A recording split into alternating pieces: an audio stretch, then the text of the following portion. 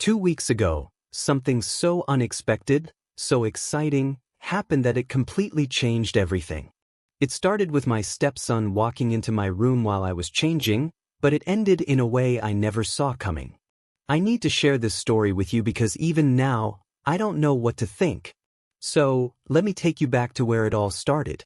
The house was silent, save for the occasional creak of the floorboards as I moved about my bedroom. I had grown used to the stillness, the way it settled around me like an old, familiar blanket. My wife, Alice, was working late again, a habit that had become the norm rather than the exception. I told myself it didn't bother me, that I enjoyed the solitude, but the truth was far more complicated. I stood shirtless in front of my wardrobe. As I reached for a shirt, I heard a sound, a faint but distinct rustling behind me. My pulse quickened, and I turned abruptly, my breath catching in my throat. There, in the doorway, stood Logan, my stepson. His expression was frozen in surprise, his gaze flickering between my face and my partially undressed form. Time seemed to stretch impossibly long, each second an eternity of unspoken tension. "Logan," I gasped, my voice barely above a whisper. "What are you doing here?" His Adam's apple bobbed as he swallowed, his fingers tightening around the edge of the door frame. I didn't mean to. "I thought you weren't in here," he stammered, his voice thick with something I couldn't quite place. I should have been angry. I should have demanded he leave at once.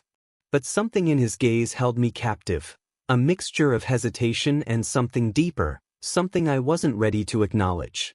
He made no move to retreat, and despite myself, I remained still, my grip on my blouse trembling ever so slightly. "You should go," I managed to say, though my voice lacked conviction. Logan hesitated for a moment longer before nodding, stepping back and pulling the door shut behind him. The latch clicked into place, and yet I remained frozen, my heart pounding against my ribs. I exhaled shakily, pressing a hand to my chest as I tried to collect my thoughts. What had just happened? And why did it leave my skin tingling with something far more dangerous than embarrassment? I moved through the rest of the evening in a daze. The mundane tasks of folding laundry, tidying up the kitchen, and preparing for bed felt hollow, my mind unable to escape the charged moment in my bedroom. The way he had looked at me, it wasn't the fleeting awkwardness of a stepson caught in an inappropriate situation. No, it was something else entirely. As I descended the stairs a moment later that night, the aroma of freshly brewed coffee filled the air. Logan stood by the counter, stirring a spoon absent-mindedly in his mug. He glanced up as I entered, his gaze lingering just a fraction too long before he looked away. "Couldn't sleep?" he asked, his voice casual yet laced with an underlying tension. I shook my head, moving toward the fridge and retrieving a bottle of water. "No, just restless." Silence stretched between us, thick and heavy. I could feel his presence acutely, the awareness of him pressing against my senses. I knew I should say something, acknowledge the earlier encounter, set clear boundaries, but the words refused to come. Logan cleared his throat, setting his mug down. "About earlier," he started, trailing off as if uncertain how to proceed. I tightened my grip on the water bottle. "It was an accident," I said quickly, forcing a small smile. "Let's just forget about it." He studied me for a long moment before nodding slowly. "Yeah, of course." But as he turned to leave, I couldn't shake the feeling that neither of us truly meant it. And when I went to bed again, I noticed I couldn't sleep, awake, staring at the ceiling as the echoes of Logan's gaze haunted me. The logical part of my mind screamed that this was absurd, that I was allowing my loneliness to cloud my judgment. And yet, my body betrayed me, humming with a restless energy I hadn't felt in years. Days passed, but the distance I tried to create between us felt forced, unnatural. Logan was always there, around the house, his presence lingering in the periphery of my vision. I caught him watching me more than once, his gaze dark and unreadable, and each time a thrill coursed through me, leaving me breathless. Then one evening it happened again. I was fresh out of the shower, wrapped in nothing but a towel as I stepped into my bedroom. Steam clung to my skin, the heat of the water still radiating through me. I had barely taken 2 steps before the door creaked open behind me. Logan. His eyes widened as they took me in, frozen mid-step as if he had stumbled into a dream he hadn't meant to conjure. My breath hitched, and for a moment neither of us moved. "Oh God, I'm sorry," he began, his voice hoarse, but I lifted a hand before I could stop myself. "Wait." He stopped instantly, his chest rising and falling with uneven breaths. My fingers tightened around the towel, but I didn't move to cover myself further. The weight of unspoken words hung between us, the air thick with an electric charge. "Why are you here, Logan?" I asked, my voice barely above a whisper. His gaze met mine, something raw flickering behind his eyes. I don't know, he admitted, but we both knew that wasn't true. I swallowed hard, my pulse roaring in my ears. This was dangerous. Reckless. But in that moment, standing before him in the dim glow of my bedside lamp, I felt more alive than I had in years. "You should go," I said, but the words lacked strength, a mere whisper against the storm raging between us. Logan took a slow step forward. "Do you want me to?" he asked, his voice low and measured. I should have said yes. I should have turned away, put an end to whatever this was before it spiraled beyond control. But instead, I remained still, waiting, watching as the unspoken truth settled between us like a spark waiting for a flame. And then he took another step closer. The air between us grew impossibly thick, our breaths shallow as we stood locked in an unspoken challenge. Logan hesitated, his fingers twitching at his sides as if waiting for me to break the silence first. I did not. Instead, I let the moment stretch, the tension mounting until finally he exhaled shakily and reached for the doorknob. "I should go," he murmured, though he lingered just a second longer. I nodded, though a part of me screamed for him to stay.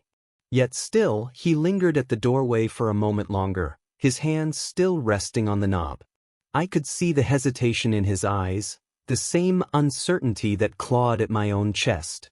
And then, with one last glance, he slipped out of the room, leaving me alone with the weight of what had just almost happened. I stood in place, my breath coming in short, uneven gasps. The towel wrapped around me felt suddenly too warm, my skin prickling with heat. I pressed a hand to my chest, willing my heartbeat to slow, but it was no use. That moment, his presence, the way his gaze had locked onto mine, had stirred something inside me, something I wasn't ready to name. I didn't know what I was feeling, but one thing was for sure, and that is that this wasn't over. And I was right, this wasn't over. But I had never expected that something this crazy would still be coming. So I sank onto the edge of my bed, my fingers gripping the edge of the towel as if it were the only thing tethering me to reality. What had just happened in the bathroom was dangerous. Reckless. As I sat there in the dimly lit room, all I could think about was the way he had looked at me, the way he had hesitated before leaving, as if he had been waiting for me to stop him. The house was still, just as silent, but now it felt different. The air was heavier, the walls seeming to close in with unspoken tension. I exhaled shakily and forced myself to move. I needed to clear my head, to shake off whatever this was before it spiraled further out of control. I got dressed quickly, slipping into a loose t-shirt and pajama shorts, then padded downstairs. The kitchen was dark, except for the faint glow of the microwave clock. I reached for a glass, filled it with water, and took slow, measured sips, hoping the cool liquid would soothe the heat still lingering under my skin. But then I heard footsteps. My body stiffened instinctively as Logan appeared at the entrance to the kitchen. He was shirtless, wearing only a pair of sweatpants that hung low on his hips. His hair was tousled, as if he had run his fingers through it one too many times. He hesitated for a fraction of a second when he saw me, but then he stepped forward, his movements slow and deliberate. "You couldn't sleep either, again?" His voice was lower than usual, rougher. I shook my head, setting my glass down. No, just thinking. Logan leaned against the counter, folding his arms across his chest. About what? I hesitated. There were 100 different answers I could give, safe answers, meaningless ones, but none of them would be the truth. Finally, I met his gaze. About earlier. Logan's jaw tightened, and I saw the way his fingers flexed against his arm.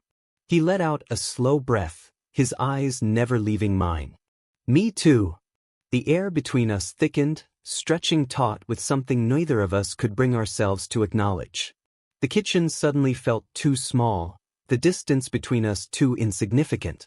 I could hear the faint hum of the refrigerator, the rhythmic ticking of the clock above the stove, but all of it was drowned out by the sound of my own heartbeat. I should have ended this. I should have walked away, forced the conversation into something neutral, something safe. But instead, I stayed rooted to the spot, watching Logan as he pushed away from the counter and took a slow step toward me. His presence was overwhelming, his warmth seeping into the space between us. My breath hitched as he reached out, his fingers barely brushing against my arm. It was the lightest of touches, fleeting and hesitant, but it sent a shiver down my spine. I don't know what this is, he murmured, his voice barely above a whisper.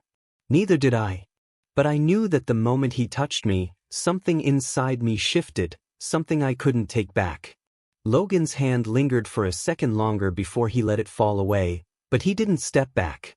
He stayed close, his breath shallow, his gaze flickering between my lips and my eyes as if caught in some internal battle. I should have told him to leave, but I didn't. No, instead, I remained frozen, my pulse hammering in my ears as the silence stretched between us. He exhaled sharply, running a hand through his hair as though trying to ground himself. I should go, he said, but there was no weight to the words, no conviction. I swallowed hard, my voice barely came out. Then why aren't you? His jaw tensed. Because I don't want to. The confession sent a shiver down my spine. My fingers curled around the counter, gripping it tightly as I fought to steady myself, to slow the whirlwind of emotions unraveling inside me. I should have ended this. I should have stepped back, broken the moment before it swallowed me whole. But then Logan moved closer, his fingers brushing lightly over my arm, igniting a slow burn beneath my skin. Tell me to leave, he said again, softer this time, a plea wrapped in quiet desperation. I opened my mouth, whether to push him away or pull him closer, I wasn't sure, but the words never came. Because in that moment he leaned in. It was slow, hesitant, as if he expected me to stop him. But I didn't. My breath hitched as his lips barely grazed mine, a whisper of a kiss so light I almost questioned whether it had happened at all. The warmth of him was intoxicating, and despite every rational thought screaming at me to pull away, I stayed. Logan didn't move either. His forehead rested lightly against mine, his breath uneven, his hands trembling at his sides as if holding himself back. I tried to speak, but my voice betrayed me, cracking under the weight of the moment. Logan swallowed. Do you want me to stop? It was my chance to end this, to pull the last thread of restraint before it unraveled completely. But I didn't say yes. Instead, I closed the distance between us. Our lips met, tentative at first, both of us testing the fragile boundary we were about to shatter. His breath was warm, his lips soft yet firm against mine. A quiet, shaky exhale escaped me as he deepened the kiss ever so slightly, his fingers hesitantly finding their way to my waist. A slow, dangerous fire spread through me. Every part of me knew this was wrong, that we were crossing a line that could never be redrawn. And yet, the way he held me, the way he kissed me, like he had been waiting for this moment as long as I had, made it impossible to stop. Logan's hand slid up, his fingertips brushing against my jaw, tilting my face just enough to deepen the kiss further. A quiet sound escaped me, betraying just how much I had needed this, how much I had needed to feel wanted, to feel something real for the first time in years. That was when it hit me. This wasn't just about loneliness or fleeting temptation. This was desire. Inevitable desire. Logan pulled back first, but barely. Our faces remained inches apart, our breaths mingling in the heated space between us. His eyes were clouded with something unreadable, something dark and longing, and utterly forbidden. "You can't," I whispered, my voice trembling. Logan exhaled, his thumb ghosting over my cheek. "I know." Logan's hand lingered for a second longer before he pulled away. He exhaled sharply and stepped back, running a hand through his hair. "I think I should go," he said, but it sounded more like a question than a statement. I nodded, though I wasn't sure if I wanted him to leave. He hesitated a moment longer before finally turning and walking away, disappearing into the darkness of the hallway. I let out a breath I hadn't realized I was holding, my hands gripping the edge of the counter. My entire body was trembling, my thoughts a tangled mess of confusion and something far more dangerous. And even as Logan disappeared down the hallway, I could still feel his presence lingering in the air, his touch ghosting over my skin. I exhaled, steadying myself against the counter. I had been playing with fire, and I knew this wasn't over. Oh no, definitely not. But the real problem was, I didn't know if I wanted to stop. I needed to get a grip. I needed to remind myself of my boundaries, my responsibilities.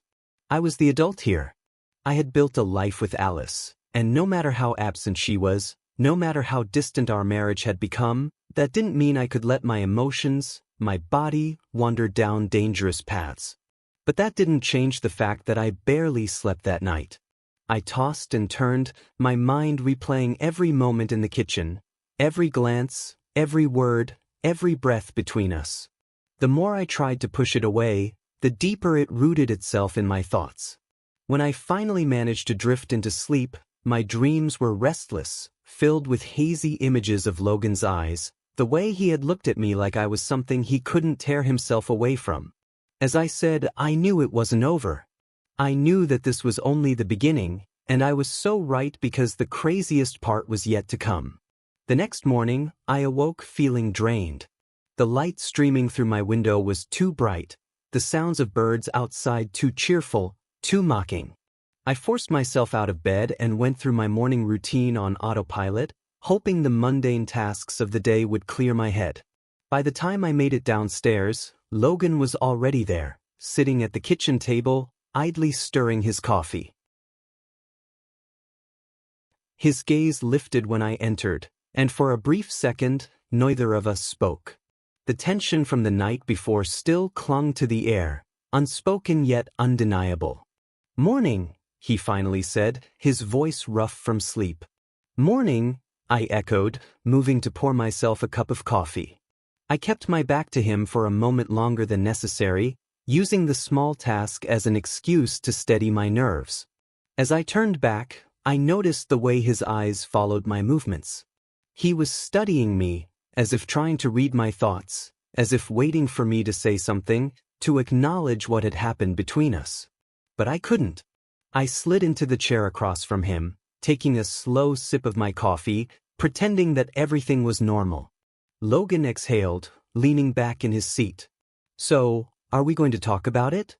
I froze for a fraction of a second before setting my cup down. "Talk about what?" He gave me a knowing look, tilting his head slightly. "You know what?" I forced out a small, nervous chuckle. "Logan, it was nothing. We were both tired. It was just a weird moment." He didn't look convinced.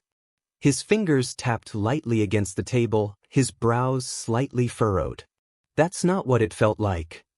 I swallowed hard, my grip tightening around the coffee cup. He was right, of course. It hadn't been just a moment. But acknowledging that felt too dangerous, too irreversible. "We can't do this," I said finally, my voice quieter than I intended. Logan studied me for a long moment before nodding slowly. "I know." Silence stretched between us again. I wanted to believe that was the end of it, that we had both come to our senses and would move on. But the way he looked at me, the way his fingers twitched slightly against the table, told me otherwise. Just as I was about to get up and escape the conversation, the sound of the front door unlocking made me jump. My heart pounded as I turned toward the sound. Alice was home. Logan's posture stiffened, but he quickly masked it, bringing his coffee to his lips as if nothing had happened. I did the same, forcing myself to relax just as my wife stepped into the kitchen. "Hey," Alice greeted, setting her briefcase down by the door. She pressed a quick, distracted kiss to my cheek before heading straight for the coffee pot.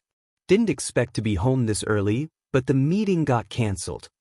I nodded, keeping my expression neutral, but my hands were trembling slightly under the table. The sheer irony of the moment wasn't lost on me. Alice, the woman who had been emotionally absent for so long, was suddenly here right when my world was unraveling. As Alice sat down at the table, Logan glanced at me. The look in his eyes was unreadable, but I could feel the weight of everything unsaid between us. This was far from over. The rest of the morning was agonizing.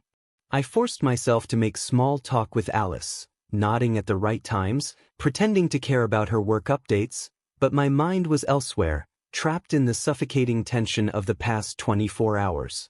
Logan barely spoke. He excused himself after finishing his coffee, muttering something about needing to go out for a bit. I watched as he left, a knot tightening in my stomach. For the rest of the day, I tried to push it aside.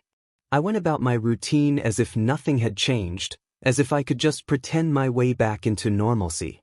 But deep down, I knew better.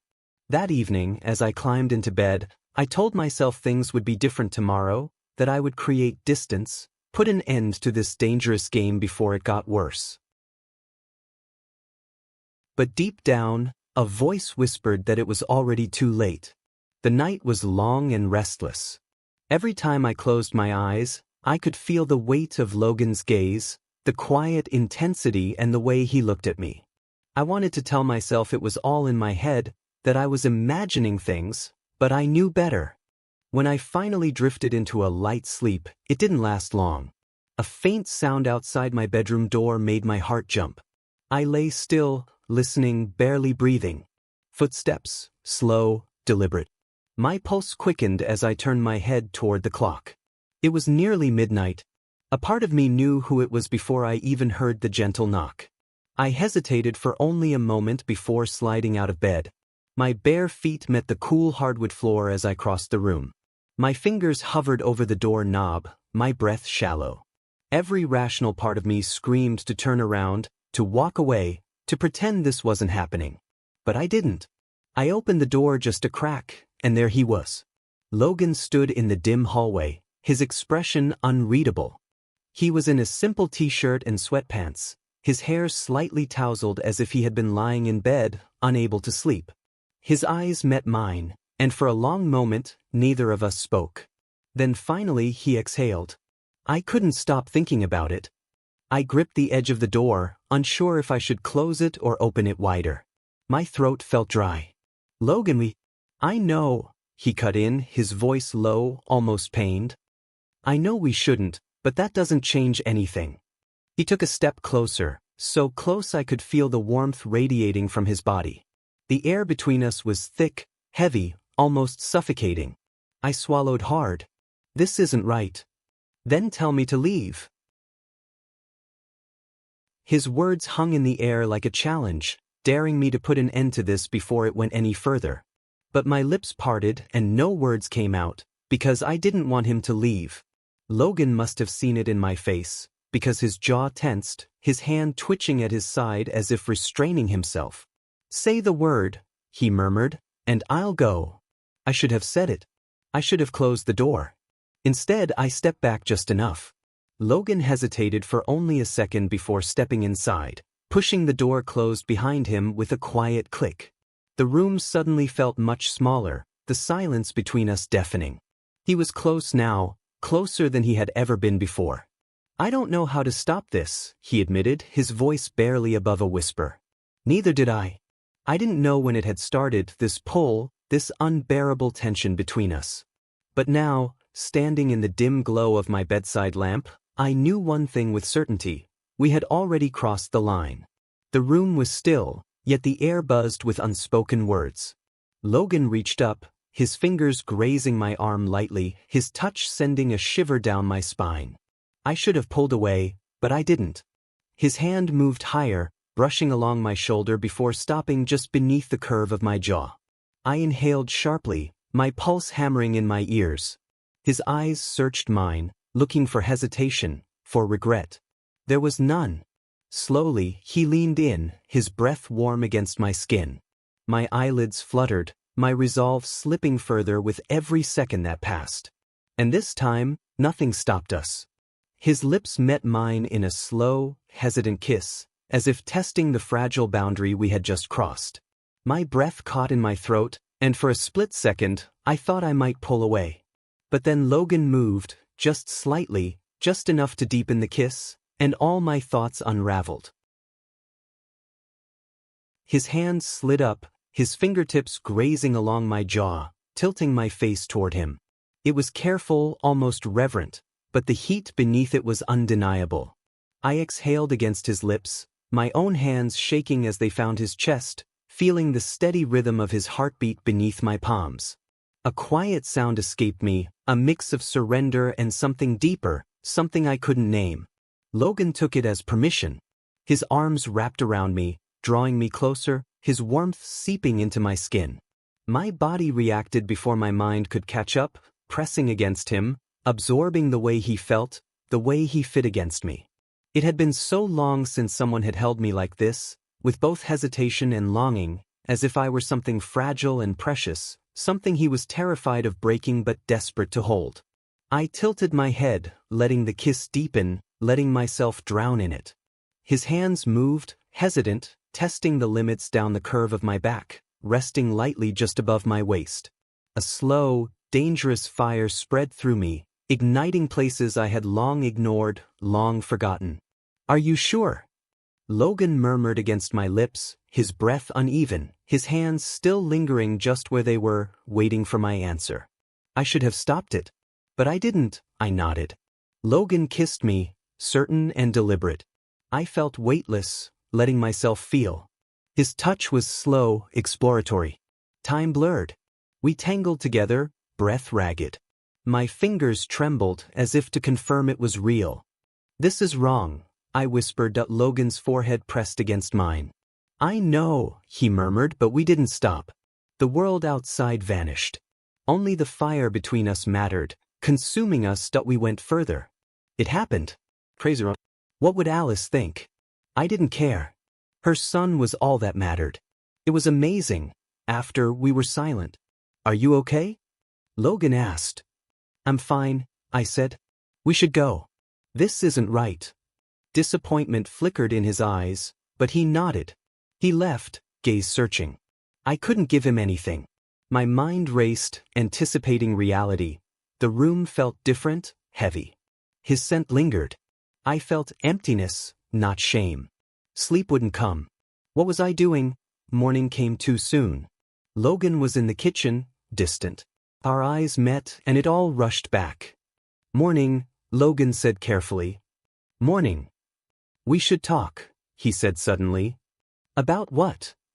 "You know. Last night was a mistake." "Is that what you really think?"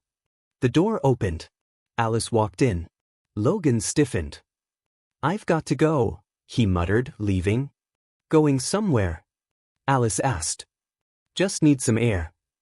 I stared after him, chest tight. "Is everything okay?" Alice asked. "Of course. We should go out tonight." "Dinner?" "Yeah. Just the two of us."